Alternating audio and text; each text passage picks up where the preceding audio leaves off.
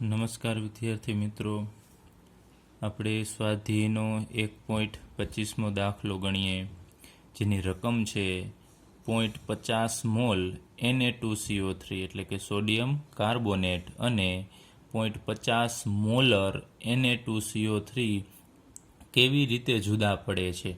એટલે કે આપણને બે વસ્તુ આપેલી છે. એક આપણી પાસે 0.50 મોલ Na2CO3 છે અને બીજું છે 0.50 મોલર Na2CO3. તો બંને કઈ રીતે અલગ પડશે? બંને સમાન છે તો તમને ખ્યાલ છે સમાન તો નથી, કારણ કે અહીંયા મોલ આપેલું છે અને અહીંયા મોલર છે. તો કઈ રીતે જુદા પડશે એના માટે આપણે અહીંયા Na2CO3 છે એનું મોલર દળ લખીએ.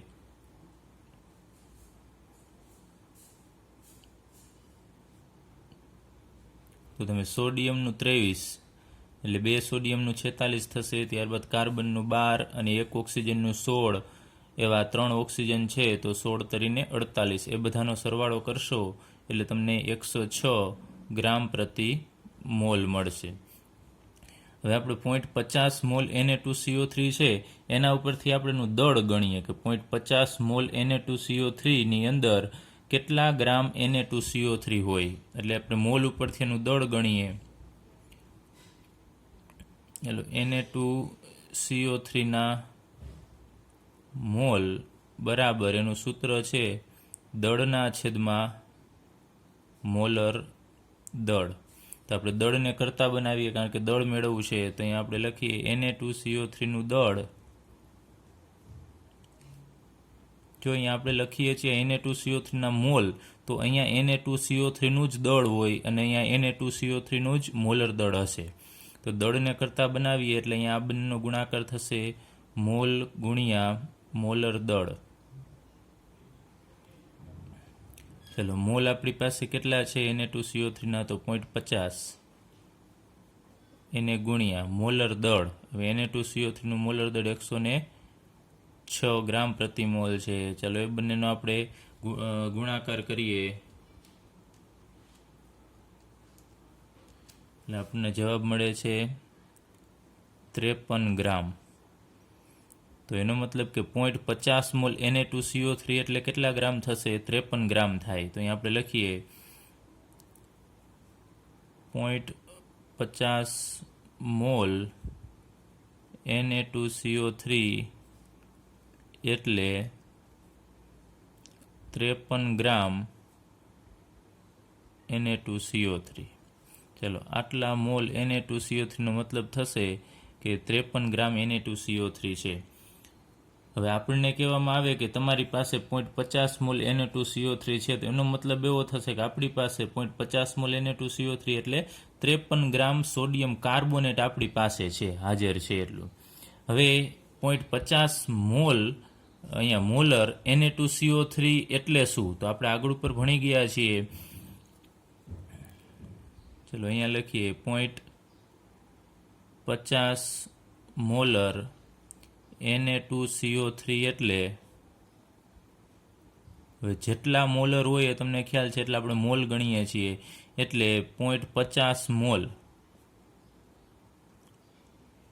0.50 મોલ 1 લીટરની અંદર ઓગળેલો હોય એવું આપણે આના ઉપરથી તારણ કાઢીએ છીએ. 0.50 જેટલી મોલારિટી હોય એટલા મોલ 1 લીટર, એટલે અહીંયા એટલે 0.50 મોલ આપણે લખીએ Na2CO3 1 લીટર દ્રાવણમાં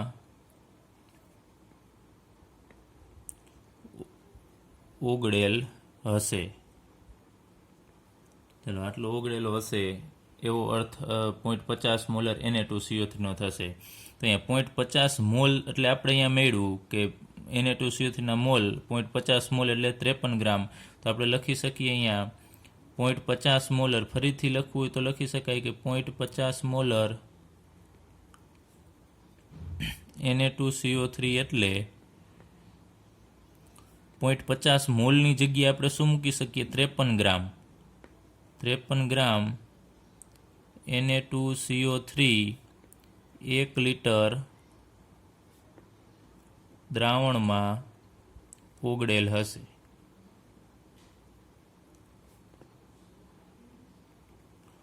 ચલો આ ખાસ ધ્યાન રાખજો. 0.50 મોલરનો અર્થ હવે શું થશે કે આપણી પાસે જે 53 ગ્રામ Na2CO3 છે એ 1 લિટર દ્રાવણની અંદર ઓગળેલો છે એવું સૂચવે છે.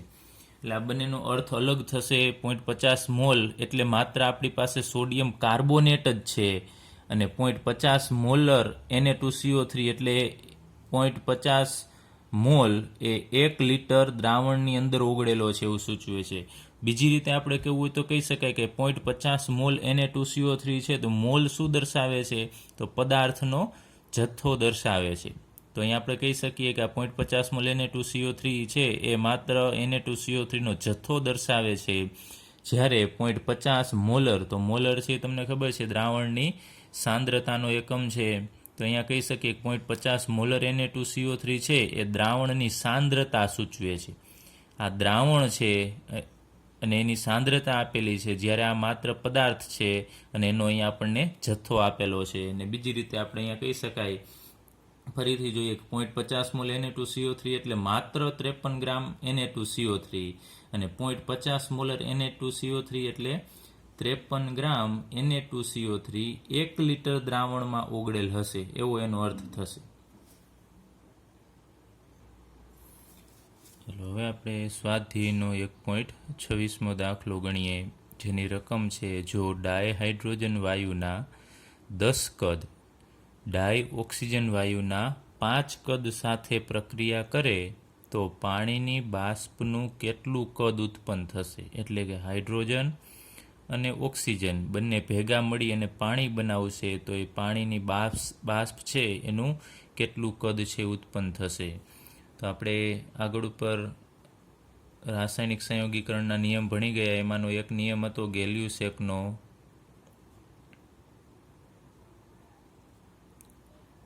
વાયુમય કદનો નિયમ.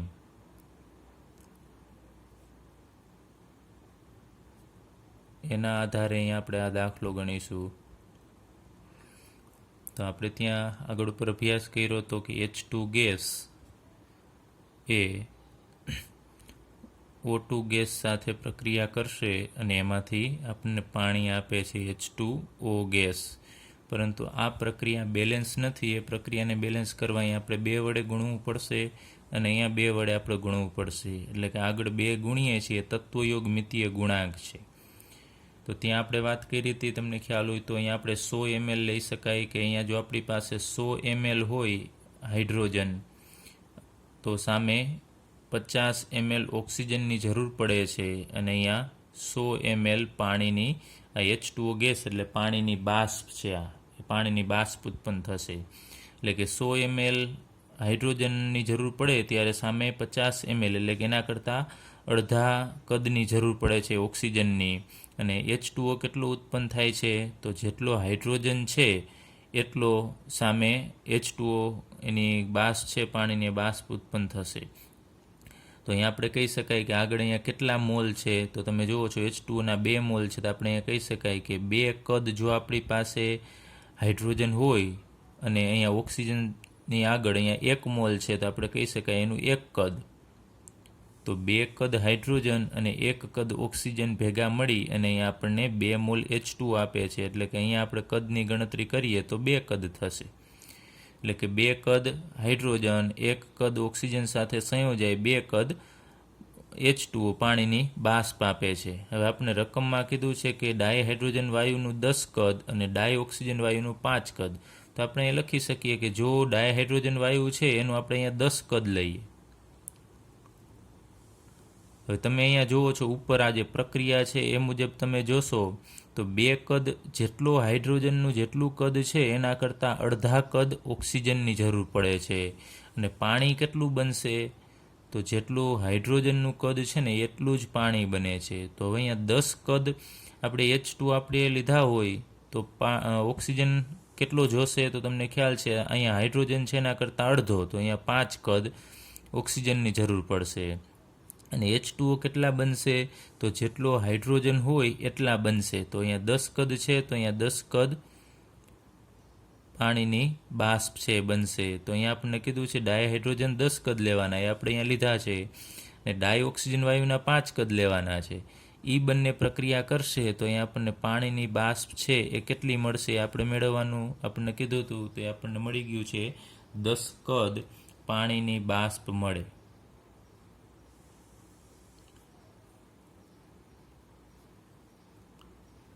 ચલો આ રીતે તમે કહી શકો તો ત્રિરાશી મૂકી શકો. 2 કદ એ અહીંયા 2 કદ તો 10 કદ એ કેટલા, પરંતુ અહીંયા સામે સરખું છે 2 ના અડધા 1 તો અહીંયા 10 ના અડધા 5 આપેલા છે. તો અહીંયા પાણી કેટલું બનશે તો હાઇડ્રોજન જેટલું. હાઇડ્રોજનનું 2 કદ છે તો અહીંયા 2 કદ, તો અહીંયા 10 કદ છે તો અહીંયા 10 કદ મળશે. તો આ રીતે તમે ગેલિયોસેકના વાયુમય કદના નિયમના આધારે આ જવાબ છે મેળવી શકો છો. ચાલો ત્યાર પછી આપણે સ્વાધ્યાયનો 1.27મો દાખલો ગણીએ, જેની રકમ છે નીચેનાને પાયાના એકમમાં ફેરવો. અમુક આપણને વેલ્યુ આપેલી છે એકમ સહિત, એને આપણે પાયાના એકમ એટલે પાયાના આપણે 7 એકમ ભણી ગયા છે આગળ ઉપર. ભૌતિક રાશિ જે મૂળભૂત 7 રાશિ છે એમાં આપણે કન્વર્ટ કરવાના છે. તો અહીંયા આપણી પાસે 28.7 પાઇકોમીટર છે. તો પાઇકોમીટર છે એની અંદર આગળ પાઇકો પૂર્વગ લાગે છે, તો આપણે પૂર્વગ કાઢી અને મૂળભૂત રાશિ કઈ છે તમે પાઇકોમીટર બોલશો એમાં પાછળ મીટર આવે છે. તો તમારે જોઈ લેવાનું કે આગળ ઉપર આપણે જે કોષ્ટક ભણી ગયા હતા, જે પાયાની 7 રાશિ છે, દળ છે, લંબાઈ છે, એમાં આ લંબાઈનો એકમ છે મીટર, એ મૂળભૂત રાશિ છે. તો એનો મતલબ કે પાઇકોમીટરને આપણે મીટરમાં ફેરવાનું છે, કારણ કે મીટર છે એ મૂળભૂત રાશિ છે. તો ચાલો હવે તમને અહીંયા પાઇકો જે પૂર્વક છે એનો ગુણાંક કેટલો છે એ ખ્યાલ હોવો જોઈએ. તો પાઇકો જે અહીંયા પૂર્વક છે એનો ગુણાંક તમને કોષ્ટકની અંદર આગળ ઉપર આપણે ભણી ગયા એમાં આપેલો છે 10⁻12 થશે આનો પૂર્વક. તો તમારે બીજું કંઈ તમે ત્રિરાશી પણ મૂકી શકો, અથવા આપણે આગળ ઉપર વાત કરી હતી એમ ડાયરેક્ટલી અહીંયા પાઇકોમીટર છે એને મીટરમાં ફેરવવું હોય તો તમારે અહીંયાથી તમને ખ્યાલ છે પી છે આપણે કાઢી નાખવાનો છે. તો પી કાઢશો તો એની જગ્યાએ તમારે એનો ગુણાંક મૂકવો પડશે. તો અહીંયા આપણે ડાયરેક્ટલી અહીંયા જવાબ મૂકીએ તો 28.7 અહીંયા પાઇકો કાઢવો છે તો એની જગ્યાએ આપણે એનો ગુણાંક મૂકી દેવાનો છે -10⁻12 અને મીટર આપણે એમનેમ રાખીશું. તો ડાયરેક્ટલી આપણને જવાબ મળી ગયો કે 28.7 પાઇકોમીટર એટલે 28.7 ગુણ્યા 10⁻12 મીટર થશે. ચલો એક હવે અહીંયા તમે જુઓ છો કે 2 અંક પછી પોઈન્ટ છે, તો આપણે જનરલી જે જવાબ લખીશું એ 1 અંક પછી પોઈન્ટ આવે એ રીતે લખીશું. તો આ પોઈન્ટને આપણે ડાબી બાજુ ખસેડવાનો છે, 1 પોઈન્ટ ખસેડવાનો છે અહીંયા, એટલે 2.87 થશે. હવે તમે 1 પોઈન્ટ આ બાજુ ખસેડો છો તો તમારે ઘાત છે કેટલી થશે તો 10⁻11 થશે, આટલા મીટર. તો ડાબી બાજુ ખસેડો એટલે 28માંથી 2 તમે વેલ્યુ ઘટાડો છો, તો અહીંયા ઘાત છે એમાં વધારો થવો જોઈએ, એની વેલ્યુ વધવી જોઈએ. 10⁻12 છે એના કરતાં 10⁻11ની કિંમત વધશે. ચલો અહીંયા આપણને જવાબ મળી ગયો છે કે 28.7 પાઇકોમીટર એટલે 2.87 ગુણ્યા 10⁻11 મીટર થશે. ચલો સેમ એ જ રીતે અહીંયા 15.15 પાઇકોમીટર આપેલું છે. અહીંયા જે એકમ હતો એ જ અહીંયા એકમ છે. તો તમે જુઓ છો પાઇકોમીટર, તો અહીંયા મીટર છે એ મૂળભૂત એકમ છે, પાયાના 7 એકમમાંનો એક એકમ છે. તો આપણે અહીંયાથી પાઇકો પૂર્વક કાઢી નાખવો છે. તો આગળ ઉપર અહીંયા દાખલામાં જોયું એ મુજબ જ 15.15 ગુણ્યા અહીંયા પાઇકો કાઢી નાખવાનું, એની જગ્યાએ એનો ગુણક મૂકી દેવાનો -12 અને મીટર એમનેમ રાખીશું. હવે 1 અંક પછી પોઈન્ટ લખીએ તો 1.515 થશે. એક તમે પોઈન્ટ આ બાજુ ખસેડો છો તો અહીંયા 12માંથી 1 આપણે ઓછો કરીએ એટલે 11 થશે, 11 મીટર. એટલે 1.515 ગુણ્યા 10⁻11 મીટર. તો તમારે યાદ રાખવાનું છે છેલ્લે અહીંયા જે એકમ આવશે એ મૂળભૂત પાયાનો એકમ હોવો જોઈએ. ચલો ત્યારબાદ અહીંયા ત્રીજો દાખલો છે કે 25,365 મિલીગ્રામ છે. તો મિલીગ્રામ છે એને આપણે પાયાના એકમમાં ફેરવવું છે. તો તમને ખ્યાલ છે કે અહીંયા તમે જો મિલી કાઢી નાખશો તો પાછળ ગ્રામ આવશે, પરંતુ ગ્રામ છે એ કાંઈ પાયાનો એકમ નથી. તો અહીંયા તમે મિલીગ્રામ ઉપરથી તમને એટલું ખ્યાલ આવી જશે કે મિલીગ્રામ કેનો એકમ શું દર્શાવે છે? આ તો આ દળ દર્શાવે છે, આ વજન દર્શાવે છે. તો એ દળ છે, દળનો પાયાનો એકમ શું એ તમને ખ્યાલ હોવો જોઈએ. દળનો પાયાનો એકમ એ કિલોગ્રામ થશે. તો આપણે ટૂંકમાં અહીંયા મિલીગ્રામ છે એને કિલોગ્રામની અંદર કન્વર્ટ કરવાનો છે, કિલોગ્રામમાં કન્વર્ટ કરીશું. તો સૌપ્રથમ મિલીગ્રામ છે એને આપણે ગ્રામમાં કન્વર્ટ કરીશું અને ગ્રામને આપણે કિલોગ્રામમાં કન્વર્ટ કરીશું. તો અહીંયા મિલી તમારે કાઢવું હોય એટલે તમને ખ્યાલ છે આગળ ઉપર વાત કરીએ મિલીનો ડાયરેક્ટ આપણે ગુણાંક છે મૂકી દેશું. એ મિલીની જગ્યાએ તમારે ગુણ્યા 10⁻³ ગ્રામ. ચાલો આ ગ્રામ થઈ ગયા. હવે આપણે ગ્રામને કિલોગ્રામમાં ફેરવવો હોય તો શું કરવા?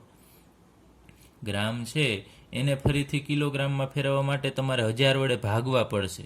યાદ રાખજો, ગ્રામ ને કિલોગ્રામમાં ફેરવવા ગ્રામને 1000 વડે આપણે ભાગીશું એટલે અહીંયા 25,365 ગુણ્યા 10⁻³ છે એને આપણે છેદમાં 1000 વડે ભાગવાના છે. એટલે હવે જે આપણને મળશે એ કિલોગ્રામ મળશે. તો આનું આપણે સાદરૂપ આપવું પડશે.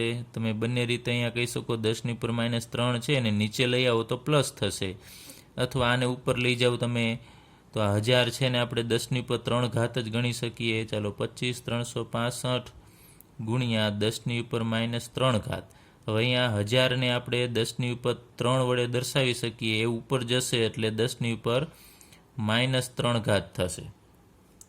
હવે અહીંયા આ બંને આધાર સમાન તો ઘાતનો સરવાળો થશે. તો અહીંયા 25,365 ગુણ્યા 10⁻, અહીંયા 6 થશે, 3 ને 3 6 પણ -6.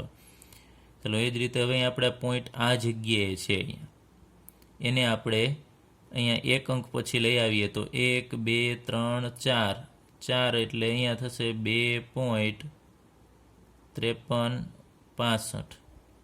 એટલે આપણે 4 પોઈન્ટ આ બાજુ ખસીએ છીએ, 1 2 3 4. તો અહીંયા છે તમારે 4નો ફેરફાર કરવો પડશે તો 6માંથી અહીંયા -2 થશે.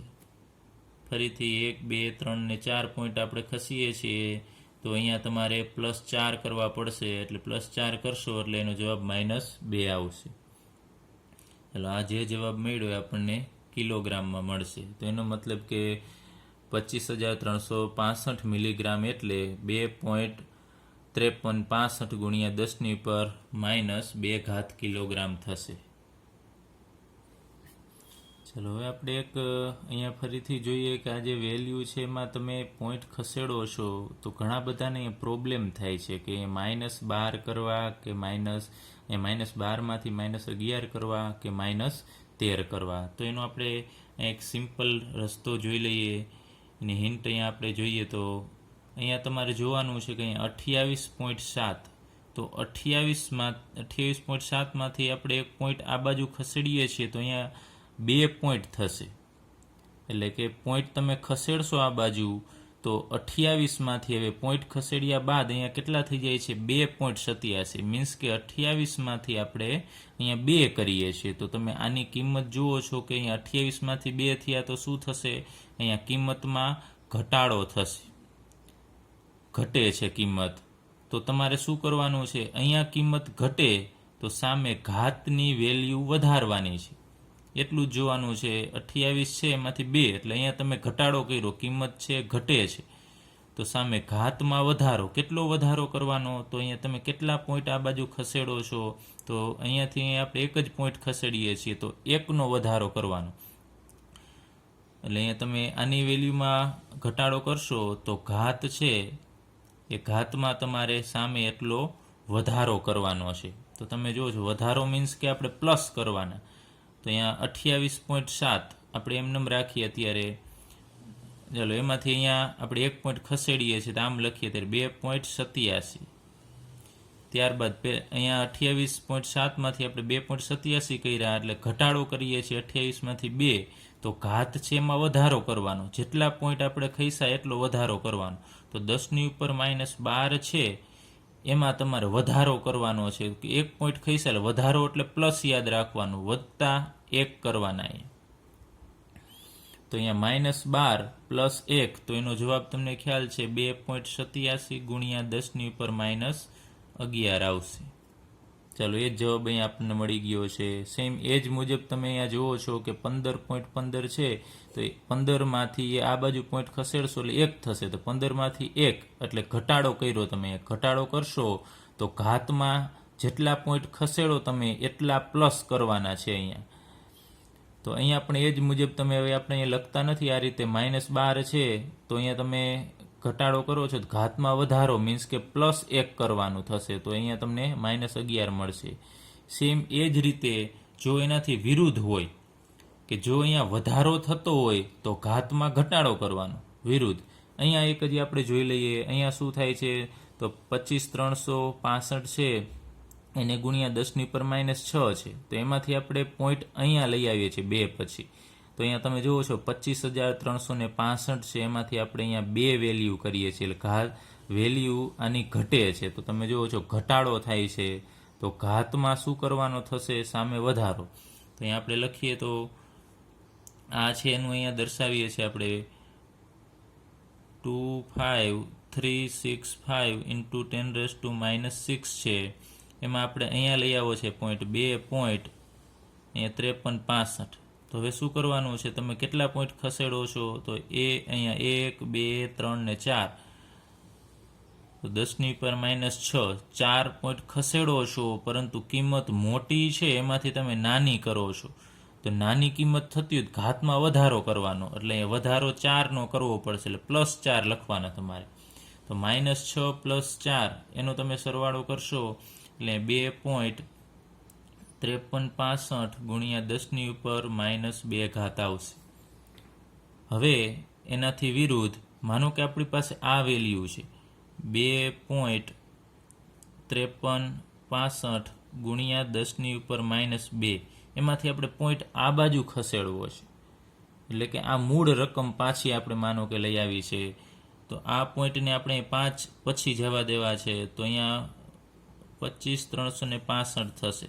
તો અહીંયા આ પોઈન્ટને અહીંયા 1 2 3 ને 4 પોઈન્ટ ખસેડવાનું છે. તો હવે જોવાનું તમારી પાસે અહીંયા 2 હતા, અને આપણે રાઉન્ડ ફિગર કહીએ તો ઓલ ઓવર 2 થશે. આ તો 2 છે એમાંથી આપણે 25,000 કરીએ છીએ. તમે જુઓ છો જે કિંમત હતી એમાંથી આપણે અહીંયા વધારી કિંમત, તો અહીંયા તમે કિંમતમાં વધારો કરો છો.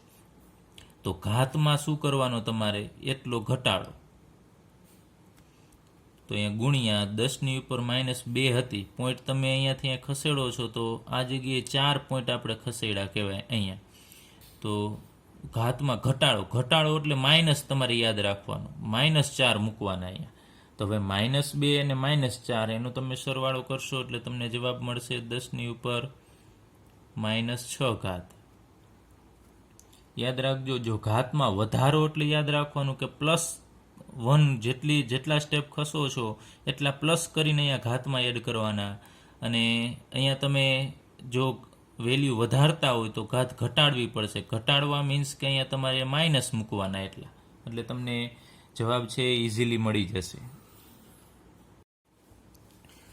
હવે આપણે સ્વાધ્યાયનો દાખલો 1.28 ગણીએ, જેની રકમ છે કે નીચેનામાંથી શેમાં સૌથી વધારે સંખ્યામાં પરમાણુઓ હાજર હશે.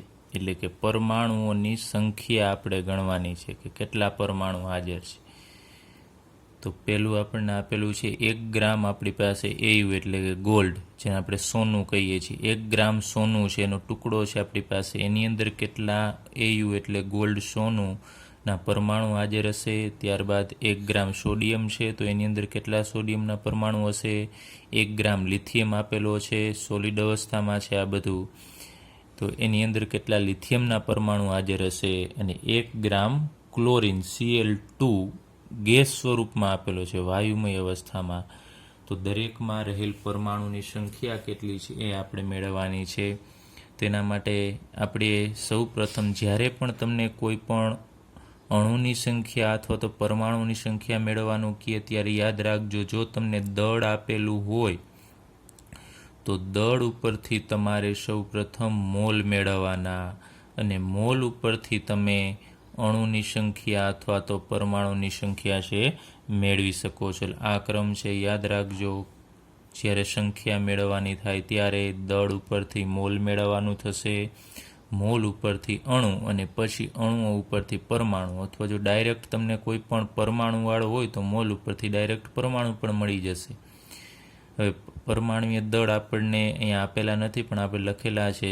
એ જનરલી જો આ બધાના દળ હશે એ તમને જનરલી એક્ઝામમાં આપતા હોય છે.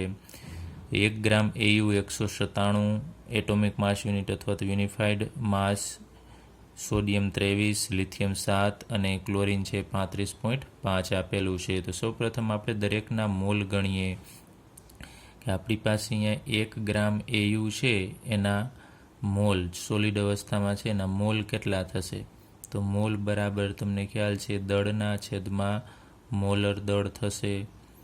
તો અહીં આપણી પાસે દળ છે 1 ગ્રામ છેદમાં મોલર દળ એનું કેટલું છે, એટલે કે એનું પરમાણુય દળ તમારે લઈ લેવાનું. અહીંયા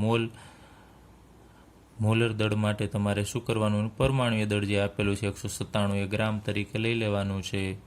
તો અહીંયા 1 છેદમાં 197 આપણે કરીએ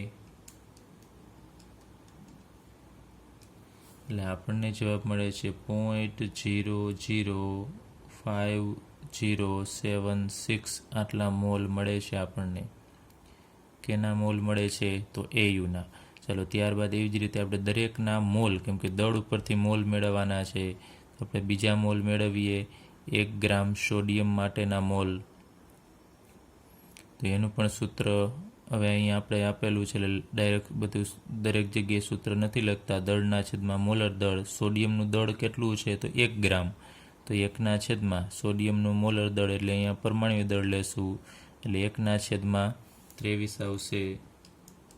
તો એનો જવાબ આપણને મળશે 0.0434 આટલા મોલ મળે છે સોડિયમના. ત્યારબાદ સેમ એ જ રીતે આપણે લઈએ લિથિયમ માટે મોલની સંખ્યા. તો 1 ગ્રામ લિથિયમ સોલિડ અવસ્થામાં છે એના મોલ ગણીએ તો એનું દળ 1 ગ્રામ છેદમાં મોલર દળ 7 લેવાનું છે. તો 1/7 એટલે આપણને મળશે મોલની સંખ્યા 0.1428 આટલા મોલ લિથિયમના મળે છે. સેમ એ જ રીતે આપણે ક્લોરિન માટે મેળવીએ 1 ગ્રામ. અહીંયા Cl2 છે યાદ રાખજો, બાકી બધી જગ્યાએ પરમાણુ, કેમ કે ધાતુના પરમાણુઓ એકબીજા સાથે જોડાયેલા હોતા નથી, સિંગલ પરમાણુ સ્વરૂપે હોય છે. જ્યારે ક્લોરિનના 2 પરમાણુ ભેગા હોય છે એટલે આને આપણે અણુ કહેશું. Cl2 છે અણુ છે, જ્યારે લિથિયમ, સોડિયમ, AU એ બધા પરમાણુ છે.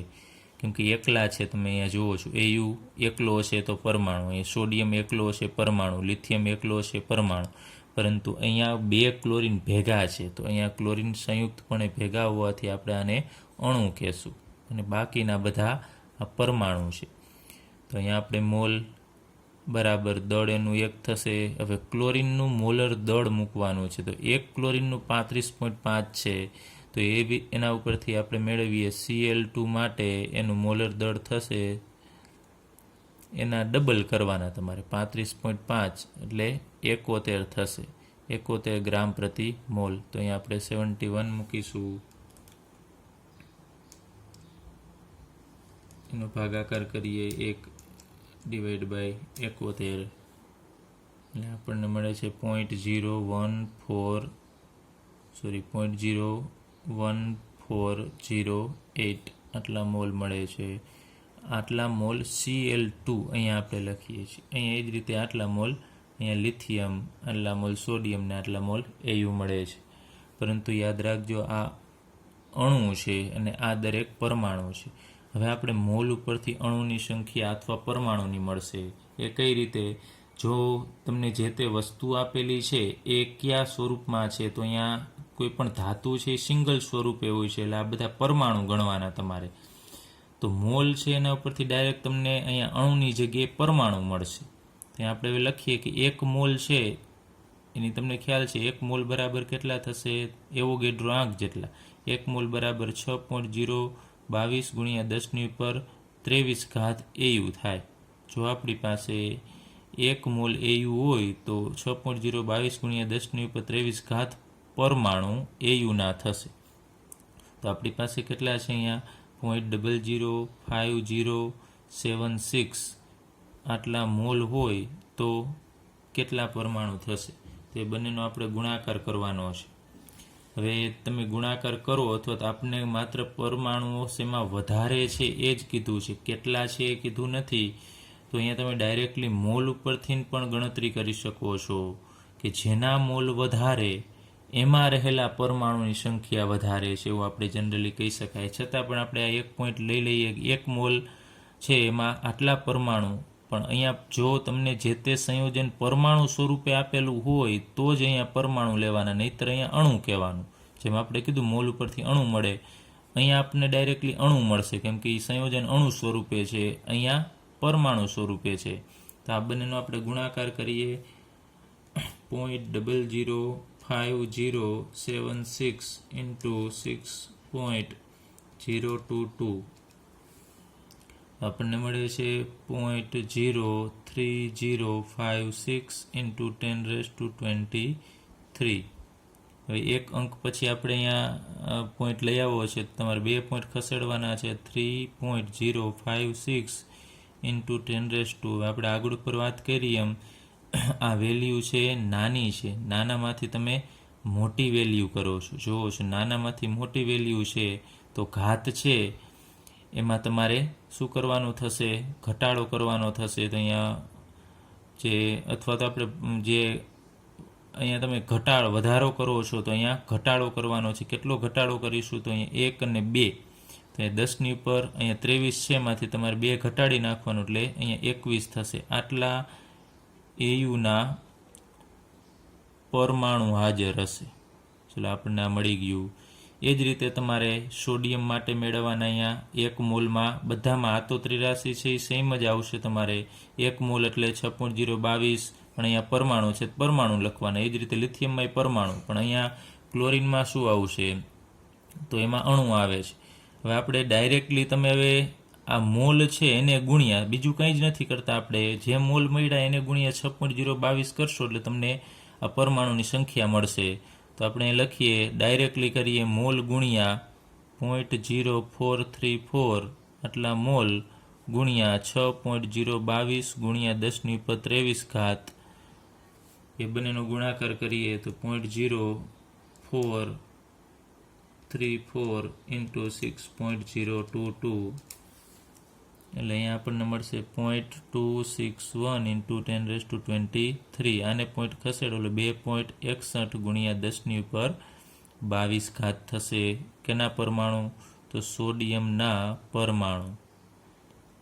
ચાલો આ સોડિયમના પરમાણુ મળે છે. એ જ રીતે આપણે અહીંયા લિથિયમના પરમાણુ મેળવવા માટેના મોલ ગુણ્યા એવોગેડ્રો આંક કરી નાખવાનો છે. અહીંયા 0.1428 એને ગુણ્યા 6.022 ઇન્ટુ 10⁻23. ચલો આ બંનેનો ગુણાકાર કરીએ. 0.1428 ઇન્ટુ 6.022 તો આપણને મળે છે 0.8599 ઇન્ટુ 10⁻23. એક અંક પછી પોઈન્ટ આપણે લઈ આવીએ તો 8.59 ઇન્ટુ 10⁻22. ચલો આટલા પરમાણુ લિથિયમના થશે. લિથિયમના પરમાણુ ખાસ ધ્યાન રાખજો. પરમાણુ કેમ લખીએ છીએ, કારણ કે અહીંયા એયુ સોડિયમ એકલા છે તો એ બધા પરમાણુ, ધાતુ છે એ પરમાણુ સ્વરૂપે હોય છે. એટલે ત્યારબાદ ક્લોરીન, તો ક્લોરીનના મોલ છે 0.01408 ઇન્ટુ 6.022 ઇન્ટુ 10⁻23. આ બંનેનો ગુણાકાર કરીએ. 0.01408 ઇન્ટુ 6.022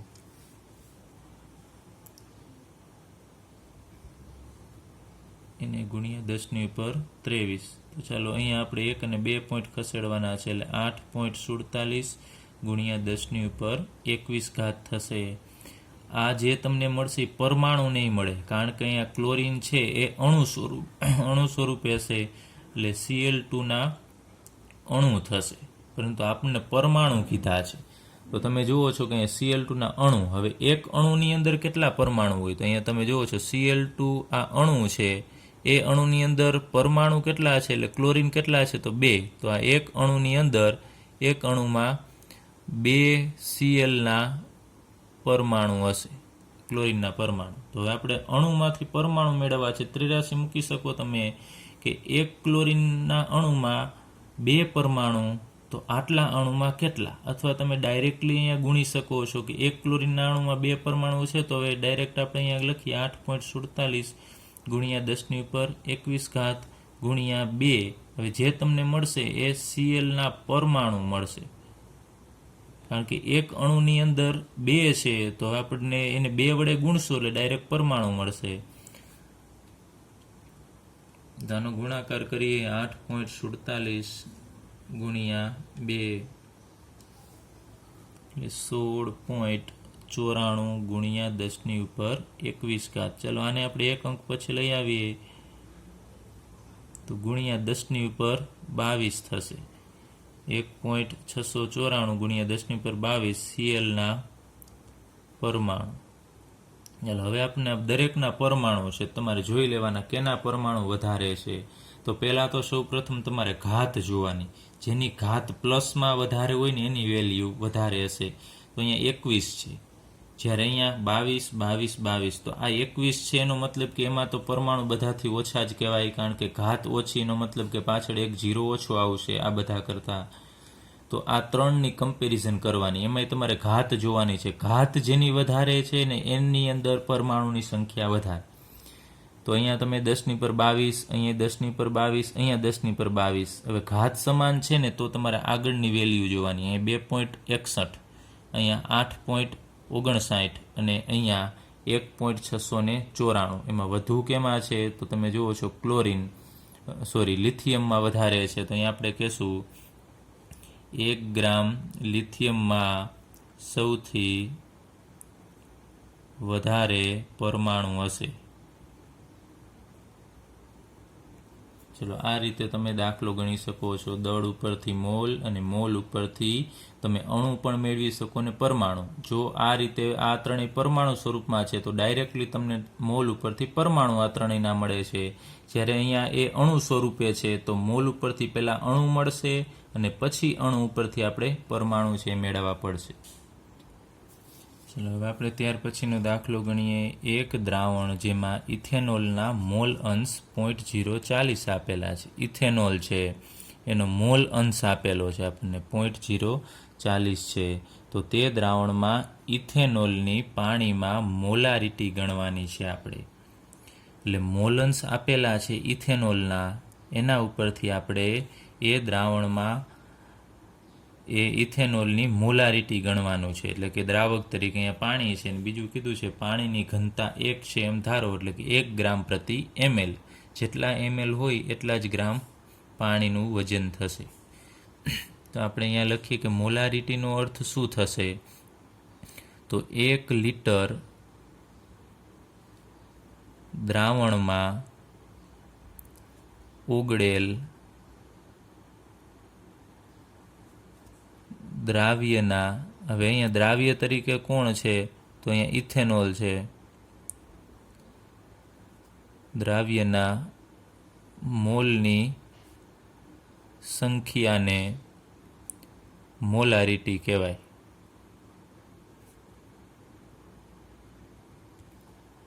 તેનો મતલબ કે દ્રાવણ આપણે ધારી લઈએ કે આપણી પાસે 1 લિટર દ્રાવણ છે, તો એની અંદર દ્રાવ્યના એટલે કે ઇથેનોલના કેટલા મોલ ઓગળેલા છે એ આપણે મેળવી લેવાનું.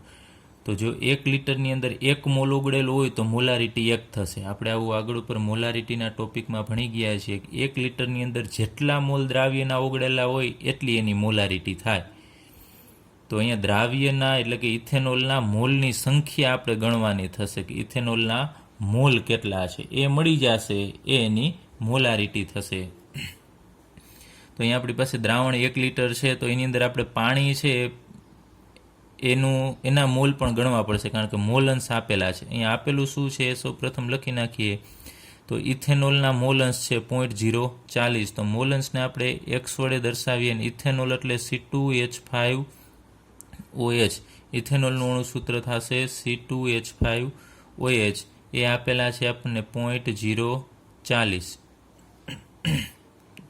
હવે આપણે આના ઉપરથી પાણીના મોલ અંશ પણ ગણી શકીએ છીએ એ મોલન્સ કેટલા થશે? તો પાણીના મોલન્સ તમને ખ્યાલ છે કોઈ પણ દ્રાવણ છે એ દ્રાવણના ઘટકોના બધા જ ઘટકોના મોલન્સનો સરવાળો 1 થાય એવું આપણે આગળ ઉપર થિયરીમાં અભ્યાસ કરી ગયા છીએ.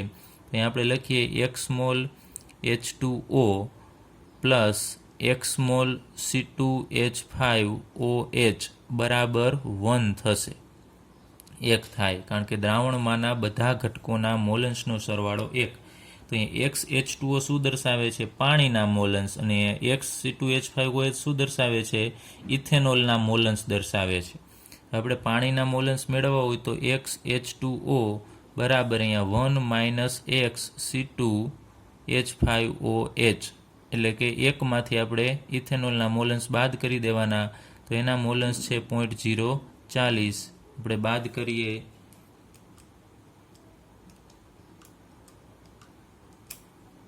તો આપણને મળે છે 0.96 x મોલ H2O. પાણીના મોલન્સ આટલા છે અને ઇથેનોલના તો આપણને આપેલા જ છે. હવે આપણે મોલ ગણવાના છે, ઇથેનોલના મોલ. એના માટે આપણે જે પાણી છે એના મોલની જરૂર પડશે, કારણ કે ઇથેનોલના મોલ અંશ ઉપરથી આપણે પાણીના મોલ છે ગણીશું. ચાલો હવે આપણે એક અહીંયા લઈએ કે ઇથેનોલના મોલન્સ આપણે મેળવવા છે. ઇથેનોલના મોલન્સ છે, આપણે ઇથેનોલના મોલ મેળવવા છે. એના માટે આપણે પાણીના મોલન્સ મેળવવા છે. તો પાણીના મોલન્સનું આપણે સૂત્ર અહીંયા મૂકીએ તો x મોલ H2O બરાબર શું થશે? જેના મોલન્સ મેળવવાના હોય એના મોલ આપણે ઉપર મૂકીએ છીએ અને છેદમાં આપણે એના મોલ એટલે કે દ્રાવણમાંના કુલ મોલનો આપણે સરવાળો કરીએ છીએ C2H5OH. આપણે આ મેળવવાનું છે NC2H5OH, એટલે કે દ્રાવ્ય ઇથેનોલ છે એના મોલની સંખ્યા મેળવી છે. તો આપણી પાસે XH2O અહીંયા છે, આપણે મેળવી લીધા છે. તો NH2Oની એટલે કે પાણીના મોલની જરૂર પડશે. તો પાણીના મોલ મેળવવા માટે અહીંયા દ્રાવણ 1 લિટર દ્રાવણ છે, એટલે આપણે લઈએ કે 1 લિટર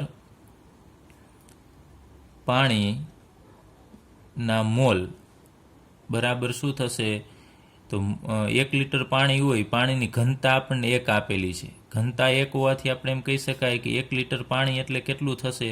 તો 1 લિટર બરાબર 1 લિટર પાણી બરાબર 1000 ml થાય, મિલીલીટર.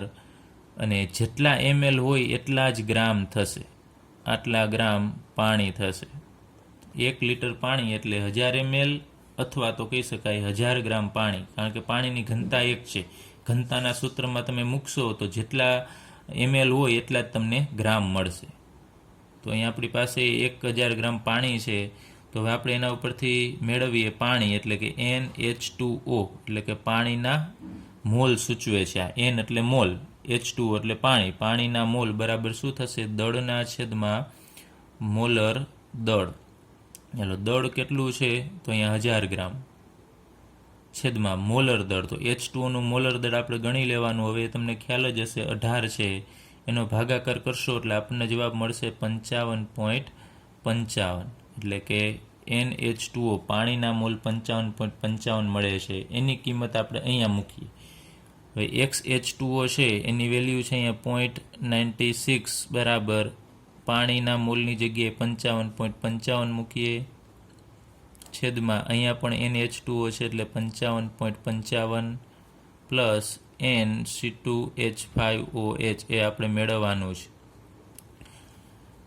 હવે આ બંનેનો આપણે ગુણાકાર કરીએ. આ આખું છેદ છે એને અંશમાં જવા દઈએ, એટલે 0.96 ગુણ્યા અહીંયા 55.55 પ્લસ N મોલ C2H5OH બરાબર અહીંયા આવશે 55.55. ચલો આ બંનેનો હવે કાઉન્સ છોડીએ એટલે આ બંનેનો ગુણાકાર કરીએ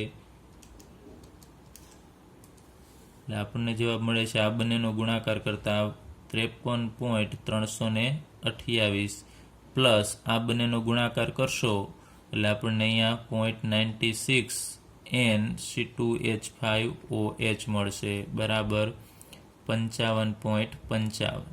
હવે આપણે આને કરતા બનાવીએ એટલે આને આપણે પહેલી સાઈડ જવા દેવું પડશે, બાદ બાકી કરવી પડશે. એટલે અહીંયા વધશે 0.96 NC2H5OH બરાબર.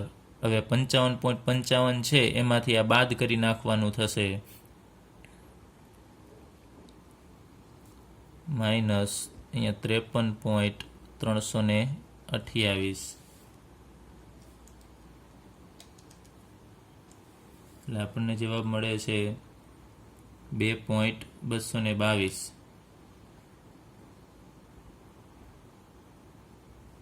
ચલો અહીંયા છે 0.96 NC2H5OH. હવે અહીંયા 0.96 છે નાના છેદમાં જવા દઈએ એટલે NC2H5OH બરાબર 2.222 છેદમાં 0.96. ચલો એનો ભાગાકાર કરીએ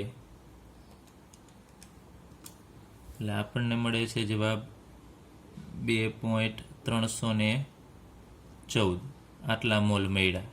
ઇથેનોલના મોલ 2.314. હવે આપણને મોલારિટી ગણવાની કીધી છે.